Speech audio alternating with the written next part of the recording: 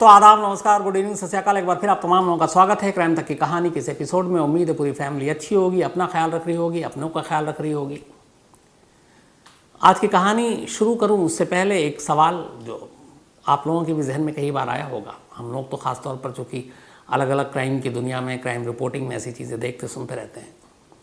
मुझे लगता है इस देश में नहीं, पूरी दुनिया में ना मालूम ऐसी कितनी मौत होगी जिसका सच कभी सामने नहीं आया, जिसे लोगों ने समझाया कि बीमारी से मर गया, दिल का दौरा पड़ने से मौत हो गई या कुछ और चीज़ें, लेकिन असल में वो सारी साजिश थी, कत्ल। कुछ खुशनसीब लोग थे, हालांकि मरने के बाद उनको खुशनसीब भी क्या बोलूँ, लेकिन फिर भी उनके कत्ल का सच सामने आ गया, उनकी मौत का सच सामने आ गया। लेकिन उन बदनसीबों का क्या जो मर भी गए और उनकी मौत की पहली मौत का राज हमेशा के लिए राज ही बना रहा। ये कभी पता ही नहीं चला कि उनकी मौत की असली वजह क्या है। न मालूम ऐसे कितने कत्ल होंगे, इनकी तादाद सैकड़ों हज़ारों में से भी ज़्यादा होंगी, जिनका कत्ल हुआ लेकिन पता ही नहीं चला कि ये कत्ल था। घर वालों ने भी सब्र कर लिया, लास्ट राइट्स भी हो गए, अंतिम संस्कार भी हो गया, सब कुछ हो गया, और दुनिया को, कानून को, पुलिस को कभी एहसास ही नहीं हुआ। और बहुत सारे ऐसे केस हैं जो लगभग बंद हो गए। लगभग ये हो गया कि इसमें कोई साजिश नहीं है, लेकिन किस्मत से वो केस खुला और पता चला कि जिसे अब तक एक नॉर्मल मौत मान रहे थे, बीमारी मान रहे थे, वो असल में उसके पीछे गहरी साजिश थी और ये कत्ल था। आज की कहानी ऐसी ही मौतों की कहानी है, जिसे एक वक्त में ये लगा कि ये आम मौत है, लेकिन जब सच्चाई सामने आई तो सभी चौंक उठे। लेकिन ये कहानी शुरू करूं उससे पहले आपको फिर एक बार जानकारी दे दूं कि कुकू एफएम पर भी आप कहानियां सुन सकते हैं। कुकू एफएम पे भी तमाम तरह की कहानियां जो क्राइम की हों, क्राइम की दुनिया के बाहर की हों, हॉरर कहानियां हों, इन्वेस्टिगेशन की हों, बायोग्राफिक हों, अलग अलग लोगों की कहानियाँ हों, मिस्ट्री हों, सॉल्व्ड अनसॉल्व्ड केसेस हों, तो कहानियों का ख़जाना है, कहानियों का भंडार है कुकू एफएम पर। उस पर भी आप कहानियों का मज़ा ले सकते हैं। और क्राइम तक फैमिली के लिए क्राइम 50 है, तो कुकू एफएम पे भी आप कहानी सुनें, और जो डिस्क्रिप्शन लिंक है उसको ज़रूर देखें, खोलें। और कहानियों के आप शौकीन हैं तो मुझे लगता है कि वहाँ भी आपके शौक़ पूरे हो सकते हैं, तो कुकू एफएम पे भी आप ज़रूर कहानी सुनें। तो जैसा मैं कह रहा था, आज की जो कहानी है, कई बार मौत की सच्चाई देर से आती है, कई बार आती ही नहीं है। 7 साल पुरानी बात है, बात 2015 की है, 7 years बैक, 19 अप्रैल 2015, चेन्नई, तमिलनाडु की राजधानी है, कैपिटल है, अच्छी जगह है। इस चेन्नई में एक जगह है जिसका नाम है 1000 लाइट्स रोड, 1000 बत्तियों वाली सड़क। गुलजार रहती है ये सड़क हमेशा, और अपने नाम के हिसाब से यहाँ चहल पहल। और ये जो इलाका है, ये 1000 लाइट्स रोड, ये ख़ास तौर पर अपने कपड़ों के लिए मशहूर है। यहाँ पे अलग अलग तमाम ब्रांड्स के कपड़े मिलते हैं और लोग कपड़ों की ख़रीदारी के लिए जाते हैं, तो एक शॉपिंग का बहुत बड़ा हब है यहाँ पर। तो इसी 1000 लाइट्स रोड पर 19 अप्रैल 2015 की शाम एक शख्स पैदल चल रहा है। पैदल चलते चलते वो अचानक ही बेहोश हो जाता है और सड़क पे ही गिर पड़ता है। कुछ लोग देखते हैं, करीब आते हैं, देखते बेहोश है। खैर, उसके बाद उसे हॉस्पिटल ले जाया जाता है, लेकिन थोड़ी देर के बाद उस शख्स की मौत हो जाती है। उस शख्स के बारे में फिर छानबीन की जाती है तो पता चला कि उसका नाम जो है जॉन फिलोमेनन, ये चेन्नई का ही रहने वाला जॉन, और ये उसकी मौत थी। अब डॉक्टर के पास ले गए थे, बाकी चीज़ें थी, तो यही हुआ, जो एक निचोड़ निकला, एक नतीजा निकला कि जॉन को अचानक दिल का दौरा पड़ा और उसकी मौत हो गई। उसके बाद उसका अंतिम संस्कार हो गया, घर वालों ने भी सब्र कर लिया, बात आई गई हो गई। महीना बीत गया, 9 अप्रैल 2015 को जॉन की मौत हुई थी। अब तारीख आ गई 17 मई 2015, 17 मई 2015, जॉन की मौत के 1 महीने बाद। जिस जगह जॉन की मौत हुई थी वहाँ से करीब 90 किलोमीटर दूर एक जगह है, उत्तीरामेरूर। इस उत्तीरामेरूर में एक शख्स जिसका नाम श्रीधर था, वो भी सड़क पर चल रहा था। चलते चलते अचानक वो गिर गया। गिरने के बाद बेहोश हो गया, उसे भी अस्पताल ले गए। अस्पताल में डॉक्टरों ने उसे डेड डिक्लेयर किया। छानबीन की, नॉर्मल मौत, नेचुरल मौत, दिल का दौरा। दिल का दौरा इतनी आम बीमारी है कि कोई उंगली भी नहीं उठाता है। तो श्रीधर की मौत भी हार्ट अटैक से हो गई। घर वालों ने सब्र कर लिया, अंतिम संस्कार कर दिया, बात आई गई हो गई। अब श्रीधर की मौत के 5 महीने बीत जाते हैं। 5 महीने के बाद अब तारीख आती है 10 अक्टूबर 2015, 10 अक्टूबर 2015। अप्रैल से सिलसिला शुरू हुआ था पहली मौत का, जॉन का। हेनरी नाम का एक शख्स इसी चेन्नई में एक जगह है मदिपक्कम, तो मदिपक्कम इलाके से गुजर रहा है, वो भी पैदल चल रहा है। चलते चलते वो अचानक सड़क पर गिर पड़ता है। अस्पताल ले जाते हैं लोग, अस्पताल में डॉक्टर उसे भी मुर्दा करार देते हैं। बात वही कि और तो कोई बीमारी थी नहीं, अचानक दिल का दौरा पड़ा और हेनरी की मौत हो गई। डॉक्टरों ने कहा, घर वालों ने सब्र किया, हेनरी की भी अंतिम संस्कार हो गया। अब ये तीनों जो मौत हुई सड़क पे चलते हुए, इन तीनों में ऐसी कोई चीज़ नहीं थी जो पुलिस के भी कान खड़े करे। तीनों का जुरिसडिक्शन भी अलग था, फासले भी थे। पहली मौत से दूसरे मौत का फासला 90 किलोमीटर, दूसरी से तीसरी का करीब 60 किलोमीटर। तीनों का आपस में कोई रिश्ता नहीं, तीनों एक दूसरे को जानने वाले नहीं, कोई लिंक एस्टैब्लिश नहीं हो रहा है। तीनों अलग अलग पुलिस स्टेशन। पुलिस ने भी इतनी जहमत नहीं उठाई कि इन कड़ियों को जोड़े। और फिर ये लगा कि एक नॉर्मल सामान्य मौत है, सड़क पर चल रहा, अचानक दिल का दौरा पड़ा। डॉक्टरों ने भी कहा और लाश हवाले कर दिया घर वालों ने, कि घर वालों ने अंतिम संस्कार कर दिया। 3 मौत हो गई, किसी को भनक नहीं मिली, परिवार ने भी सब्र कर लिया। और ये मौत एकदम खामोशी के साथ। 2 साल बीतते हैं। 2017 9 जनवरी, अब शहर बदल गया है, चेन्नई से दिल्ली। दिल्ली के सदर बाज़ार एशिया का सबसे बड़ा होलसेल मार्केट, सस्ता मिलता है वहाँ सामान। सदर बाज़ार में एक शख्स, रवि कुमार जिसका नाम, वो चल रहा है। अचानक चलते चलते उसके गर्दन पे कुछ चुभता है, वो भी गिर जाता है। बाद में उसकी भी मौत हो जाती है। चेन्नई के इन 3 मौत के 2 साल के बाद की ये दिल्ली की कहानी है। तो दिल्ली की कहानी को अब हम साइड में रखते हैं। तो चेन्नई में 3 मौत हो चुकी। अप्रैल से शुरू हुआ और अक्टूबर 2015 तक, अक्टूबर 2015, अप्रैल 2015 में पहला हुआ दिन, मई में दूसरा और अक्टूबर में तीसरा। तीनों को लेके कोई शोर शराबा नहीं, पुलिस को भी कोई उलझन नहीं, पुलिस को भी कोई शक नहीं। अब इन मौत को भुला दिया गया तीनों को। तीनों के घर वाले भी अपना सब्र करके बैठ गए कि ऊपर वाले की मर्जी, तीनों की मौत हो गई। तीनों के परिवार यही सोच रहे हैं। इस दौरान में अब 1 साल बीत जाता है। अप्रैल 2016 का महीना आ जाता है।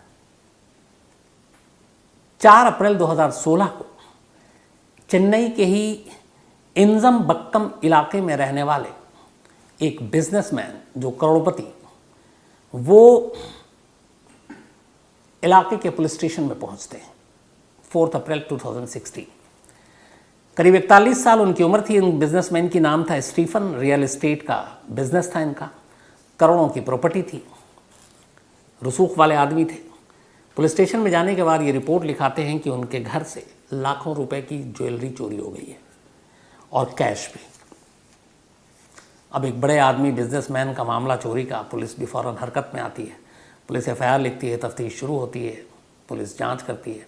सबसे पहले घर के आसपास के सीसीटीवी फुटेज को खंगालती है और सीसीटीवी फुटेज से चोर तक पुलिस बहुत आसानी से पहुंच जाती है।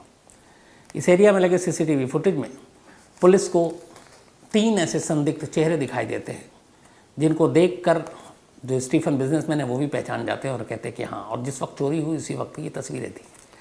अब पुलिस इन तीनों को उठा लेती है। इन तीनों में से 2 तो वो था जो स्टीफन का पुराना ड्राइवर था, एक बालाजी और दूसरा गुरग आनंदम, और तीसरा था सतीश। अब जो बालाजी और गुरग आनंदम, ये दोनों स्टीफन के पुराने ड्राइवर थे। जो सतीश था ये इंजीनियर था, लेकिन स्टीफन का जानकार था पुराना। अब इन तीनों को जब पुलिस ने उठाया, इनसे पूछताछ की, तो आखिरकार इन्होंने चोरी की बात कबूल कर ली। चोरी की बात कबूल की, इसके बाद पुलिस इनके घर पे दबिश डालती है। लेकिन जब दबिश डालती है तो बाकी दोनों ड्राइवर के घर से तो कुछ नहीं मिलता, लेकिन इंजीनियर सतीश के घर से इन चोरी के माल के साथ साथ दो ऐसी चीज़ें बरामद होती हैं जिससे पुलिस चौंक उठती है। एक 9mm के 2 पिस्टल और दूसरा करीब 1 किलो पोटेशियम साइनाइड, एक जहर। अब 9mm का जो पिस्टल है वो हमारे यहाँ इलीगल है, आम आदमी कोई भी सिविलियन नहीं रख सकता। 9mm का पिस्टल सिर्फ फोर्सेस इस्तेमाल करती हैं, ख़ासतौर पर पुलिस। अब 9mm का पिस्टल रखना ही अपने आप में जुर्म है, और 9mm का पिस्टल सतीश अपने घर में क्यों रखा है और इतनी मात्रा में 1 किलो जहर उसने क्यों रखा है। अब पुलिस के कान खड़े हुए। पुलिस ने कहा कि इस सतीश का सिर्फ चोरी से कोई मामला नहीं है, बल्कि इसके पीछे कुछ और भी मामला है। पुलिस ने उससे पूछा, सतीश ने बोला कि नहीं, ये तो बस मैंने यूं ही रखा, पिस्टल मेरी सुरक्षा के लिए है, जहर पहले का पड़ा हुआ था, कुछ ज्वेलरी को साफ़ करने के लिए, साफ़ सफाई में भी यूज़ होता है, उसके लिए। उसने पुलिस के सामने मुँह नहीं खोली। लेकिन उस वक्त वहाँ की पुलिस को शक हुआ कि मामला कुछ और है, ये सिर्फ चोरी तक बात नहीं है। अब पुलिस ने गुपचुप तरीके से सतीश के बारे में तफ्तीश शुरू की, सतीश की पूरी कुंडली खंगाली। पता चला कि सतीश की एक बीवी है और 2 गर्लफ्रेंड। अब सतीश की जो बीवी थी सतीश का पूरा नाम था स्टीफन सतीश, उसका नाम था मैरी रोजलीन। पता चला कि मैरी में और सतीश में अक्सर अनबन रहती थी, झगड़ा होता था। बात इस कदर बिगड़ी झगड़े में कि 2015 में मैरी रोजलीन अपने भाई के साथ जाकर पुलिस स्टेशन में रिपोर्ट लिखा दी सतीश के खिलाफ, मारपीट का और सब कुछ। अब मैरी रोजलीन का भाई और सतीश के साले का नाम था जॉन फिलोमेनन, वही जॉन फिलोमेनन जिसकी अप्रैल में पहली लाश मिली थी 1000 लाइट्स रोड के पास। अचानक गिरकर उसकी मौत हो गई और फिर दिल का दौरा कहा गया और मर गया। अब जैसे ही पुलिस ये जांच कर रही है और इस तफ्तीश में फिलोमेनन का नाम आया तो पुलिस के कान खड़े हो गए। उन्होंने अब चेन्नई के सारे रिकॉर्ड्स निकालने शुरू किए। फिर मैरी रोजलीन से बातचीत की, सतीश की पत्नी से, तो उसने बताया हमारे भाई की मौत ऐसे से हो गई थी, लेकिन दिल का दौरा बताया था। तो पुलिस ने जब उसकी रिपोर्ट निकाली तो पढ़ करके हाँ ये तो दिल का दौरा है, पुलिस को कुछ डाउट हुआ। पुलिस ने कब्र खुदवाई और जॉन फिलोमेनन की लाश को दोबारा निकाला और इसका कहा कि आप दोबारा ऑटोप्सी करो और इसकी फॉरेंसिक जांच करो। जब उसकी ऑटोप्सी और फॉरेंसिक जांच आई, उसकी रिपोर्ट आई, पुलिस चौंक गई। अब पुलिस ने कहा कि चेन्नई में और ऐसी कौन कौन सी मौत हुई है जो चलते चलते लोग मर गए। 2 नाम और आए। अब ये दोनों नाम जो थे, एक श्रीधर और एक स्टीफन। अब इन दोनों के जब नाम आए, जो आपको बताया कि एक उसके 1 महीने के बाद और दूसरा 5 महीने के बाद जिसकी मौत हुई थी, एक श्रीधर था नाम और दूसरे का नाम था हेनरी। तो अब श्रीधर और हेनरी के भी नाम आया कि इनकी भी सड़क पर चलते चलते मौत हो गई। अब ये हुआ कि जॉन फिलोमेनन का तो रिश्ता इसके साथ जुड़ गया सतीश का कि साला है, ये दोनों कौन है। अब उन दोनों की कुंडली खंगाली गई कि श्रीधर कौन है और हेनरी कौन है। तो पता चला कि सतीश की बीवी के अलावा जो 2 गर्लफ्रेंड हैं, उन दोनों गर्लफ्रेंड के पति का नाम है श्रीधर और हेनरी। अब पहली बार रिश्ता 3 मौत का एक साथ जुड़ा। अब इधर जो पोस्टमार्टम और ऑटोप्सी रिपोर्ट आई, उसमें ये कहा गया कि इसकी मौत हार्ट अटैक से नहीं बल्कि पॉइजन से हुई है, जहर से। लेकिन उस जहर की वजह से ये ऐसा हुआ लगा कि दिल का दौरा पड़ा है।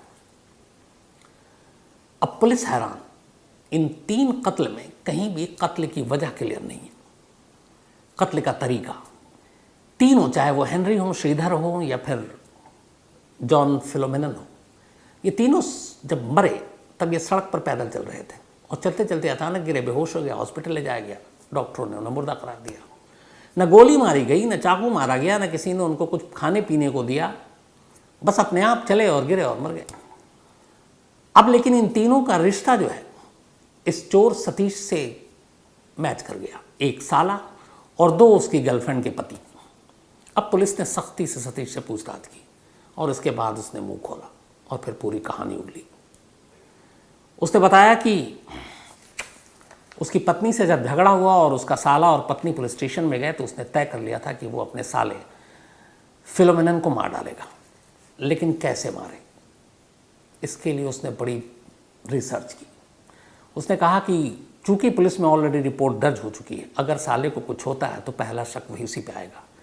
तो ऐसे मारना चाहता था कि किसी भी कीमत पर उसकी तरफ शक ना हो, और दूसरा उसकी मौत कभी कत्ल लगे ही नहीं, मौत एक नेचुरल सामान्य मौत लगे। अब ऐसा कैसे हो सकता है? इसी के बाद उसने रिसर्च करना शुरू किया। रिसर्च करते करते इधर उधर आखिरकार उसे एक केस पे उसकी एक नज़र पड़ी, और ये केस एक अम्ब्रेला मर्डर केस की कहानी थी, जो रियल स्टोरी थी, जो लंदन में हुई थी। और लंदन में जो कुछ हुआ, ये इंटरनेट पे उसने सब कुछ खंगाला, देखा, इस पे फिल्म भी बनी थी, डॉक्यूमेंट्री भी बनी थी। तब उसकी नज़र एक कहानी पर पड़ी, सतीश की, और ये एक सच्ची घटना पर एक डॉक्यूमेंट्री बनी थी, उसने उसको देखी। 1978 की ये कहानी थी। कहानी ये थी कि बुल्गारिया के एक राइटर, एक जर्नलिस्ट जॉर्जी मार्कोव, जो बीबीसी के लिए रिपोर्टिंग भी करते थे, जॉर्जी मार्कोव की मौत हुई थी, और वो मौत का तरीका बड़ा अजीब था। जॉर्जी मार्कोव बीबीसी में पत्रकार थे, और लंदन में उनका कत्ल हुआ था। एक दिन वो बस में जा रहे थे, बस में जब वो बैठे थे तो अचानक एक शख्स छाता लेकर बस में दाखिल होता है, और अचानक उसका बैलेंस बिगड़ जाता है, छाता उसकी जांग पर आकर गिरता है। जांग पे मार्कोव को कुछ चुभन सी महसूस होती है। वो शख्स उसे सॉरी बोलता है, मार्कोव भी उन्हें सॉरी बोलते हैं, कहते कोई बात नहीं, मामूली सी बात है, हादसा हो जाता है।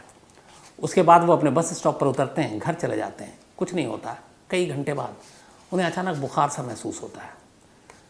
3 दिन में उनको बहुत तेज़ी से बुखार चढ़ता है, और तीसरे दिन मार्कोव की मौत हो जाती है। मौत के बाद जब पोस्टमार्टम होता है तो डॉक्टर कहते हैं कि मार्कोव की मौत दिल का दौरा या बुखार या बीमारी से नहीं हुई है, बल्कि रिसिक नाम के एक पॉइजन से हुई है, जो रूस की खुफिया एजेंसी केजीबी अपने दुश्मनों को मारने के लिए इस्तेमाल करती है, और केजीबी ने ही इसका ईजाद किया था। तो उसने क्या करती थी, ऐसे कई केस हुए, ऐसे लोगों को मारा गया। छाती के जो अगला हिस्सा होता है नुकीला, उसमें ये इस जहर को लगा देते हैं, और जिसे मारना हो उसे बस हल्का सा चुभो देते हैं। अब छाता लेकर चलना बड़ा आसान है, आपको किसी पे शक भी नहीं होगा, ना आप गोली मार रहे हैं ना चाकू मार रहे हैं। अब चलते चलते आप किसी से टकरा गए, हल्की से उसको चुभन दे दिया आपने, वो जहर उसकी बॉडी में, और वो उसी वक्त नहीं मरेगा, थोड़ा टाइम लेगा। जब तक उसकी मौत होगी तब तक आप उससे बहुत दूर जा चुके होंगे। ये कहानी पढ़ी सतीश ने, उसे लगा कि ये बेस्ट आइडिया है। इसके बाद फिर उसने छाता खरीदा। छाते के अब उसने इस कहानी से अलग इसमें एक नया ट्विस्ट दिया। उसने उस छाते को आगे का जो नुकीला हिस्सा है उसको इस तरीके से अपने हिसाब से बनाया कि वो सिरिंज के जैसा बन गया, जो इंजेक्शन देते हैं। उसके बाद उसने जहर खरीदा। अब उस सिरिंज को उसने छाते के अगले हिस्से में फिट कर दिया, और जिसको भी चुभाना होता बस वो उसको हल्का सा टच करता, वो जो सुई जैसी चीज़ थी उसके बॉडी के किसी भी जगह पे ज़रा सी चुभती, वो जहर उसके शरीर में ट्रांसफ़र हो जाता। इसी के बाद इस छाता को बनाने के बाद उसने पहला कत्ल अपने साले का किया। इसके बाद 2 कत्ल अपनी 2 गर्लफ्रेंड के पतियों का किया। हर कत्ल में उसने फासला रखा। 3 मौत हुई। चेन्नई पुलिस कुछ नहीं पता कर पाई, लेकिन एक चोरी के केस ने इन 3 मौत का राज फाश कर दिया। अगर ये चोरी न हुई होती और उस चोरी के ज़रिए पुलिस उसके घर तक न पहुंचती और घर पे उसे वो जहर न मिलता, 9mm की पिस्टल न मिलती, तो शायद सतीश का ये सच कभी सामने नहीं आता। और मौत देने का ऐसा तरीका इंडिया में, जो कि केजीबी और जैसे जासूस और ये लोग करते थे, ये हिंदुस्तान में अपने तरह का पहला ऐसा इंसिडेंट था जिसमें इस तरीके से अम्ब्रेला के ज़रिए, छाते के ज़रिए 3 इंसानों को मौत के घाट उतारा गया। सतीश को पकड़ लिया गया, उन दोनों चोरों को भी पकड़ा गया। उन्हें तो चोरी की सज़ा मिली, सतीश के ऊपर 3 मर्डर का, और वो फ़िलहाल जेल में। 15 से 16 में ये केस खुला। अब इधर 2017 की तारीख आ जाती है, शहर बदल जाता है दिल्ली। 9 जनवरी 2017 एक बिजनेसमैन रवि कुमार दिल्ली के सदर बाज़ार में काम के सिलसिले में जा रहा है। चलते चलते अचानक उसे लगता है कि उसके गर्दन में कुछ चुभा है। वो गर्दन की तरफ हाथ मारता है, बस नसीब उसका अच्छा था। जब वो हाथ मारता है तो देखता है कि एक हाथ उसके गर्दन के पास से हटने वाला है, फ़ौरन वो उस हाथ को पकड़ लेता है, दबोचता है तो देखता है पीछे एक शख्स है।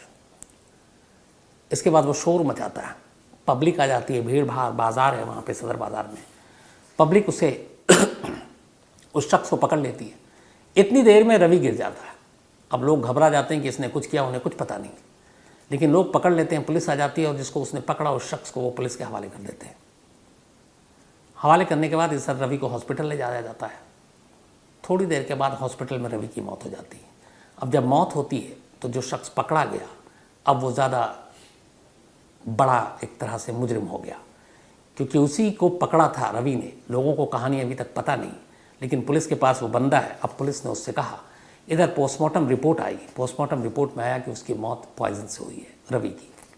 अब पुलिस ने जो पकड़ा था जिस शख्स को, उसका नाम था प्रेम, और ये प्रेम जो था एक फिजियोथेरेपिस्ट था दिल्ली में। उसे पूछा तो प्रेम ने कहा कि हाँ मैं फिजियोथेरेपिस्ट हूँ। तो उसने कहा तुमने क्यों मारा रवि को? उसने कहा मेरी रवि से कोई दुश्मनी नहीं है, मैं रवि जो उसकी पत्नी है उसका पड़ोसी हूँ, इन दोनों के पड़ोस में रहता हूँ, लेकिन मेरी कोई दुश्मनी नहीं है। तो फिर क्यों मारा? तब उसने बताया डॉक्टर रवि ने कि असल में मैंने ये नहीं मारा, एक और शख्स है जो जिम ट्रेनर है जिसका नाम है अनीश यादव, मुझे उसने ये काम दिया था और मैंने उसके कहने पर मारा। अब पुलिस अनीश यादव को उठाती है, जिम ट्रेनर को, पूछती है कि भाई तुमने इसको जहर देके इससे क्यों मरवाया, एक फिजियोथेरेपिस्ट से। तब वो कहानी सुनाता है। पता चला कि जिस रवि कुमार को इन लोगों ने मारा उसकी इस फिजियोथेरेपिस्ट से कोई दुश्मनी नहीं थी, अनीश की थी। रवि कुमार की जिस लड़की से शादी हुई उस लड़की से अनीश कुमार जिम ट्रेनर प्यार करता था। शादी से पहले ही उसने कई बार प्रपोज किया, लड़की ने मना कर दिया। फिर लड़की की अरेंज शादी हो जाती है रवि से। इधर अनीश की भी शादी हो जाती है, लेकिन शादी के बाद थोड़े दिनों बाद वो अपनी बीवी को छोड़ देता, तलाक दे देता है और वो अपने पहले प्यार के ही पीछे पागल रहता है। लेकिन अब उसे पता है कि उसकी शादी हो गई रवि से। अब उसके दिमाग में ख्याल आता है कि अगर रवि को रास्ते से हटा दे तो शायद उसे उसका पुराना प्यार वापस मिल सकता है, वो फिर से शादी कर सकता है। और बस इसी सोच के साथ अब वो सोचने लगा कि कैसे कत्ल करूँ। ठीक चेन्नई की तरह उसने बहुत रिसर्च किया। रिसर्च करने के बाद इत्तेफाक से या बदकिस्मती से अनीश को भी वही डॉक्यूमेंट्री दिखाई दी, वही 78 के BBC के जर्नलिस्ट की मौत की कहानी पढ़ी और लगा कि इससे बेस्ट कुछ नहीं है। और फिर उसने जहर ख़रीदा और उसने एक सिरिंज में लिया और बस वो चुभोना था। उसे पता था कि ये फिजियोथेरेपिस्ट ये काम बेहतर तरीके से कर सकता है। फिजियोथेरेपिस्ट को भरोसे में लिया और उसे एक हल्की सी वो सिरिंज दी और बोला बस वो सड़क पे जब चल रहा हो तो चुभा के निकल जाना।